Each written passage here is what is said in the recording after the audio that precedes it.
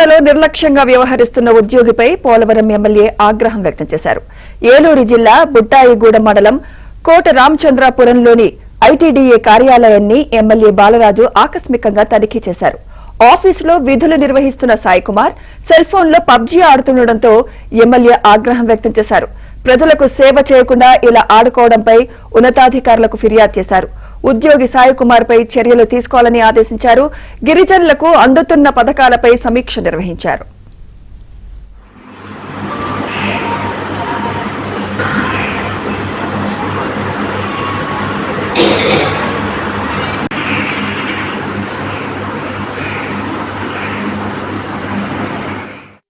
చంద్రాపురంలోని ITDA కార్యాలయాన్ని MLA Balaraju ఆకస్మికంగా తనిఖీ చేశారు. ఆఫీసులో విధులు నిర్వహిస్తున్న సాయి కుమార్ సెల్ ఫోన్లో పబ్జీ ఆడుతుండటంతో ఎమ్మెల్యే ఆగ్రహం వ్యక్తం చేశారు.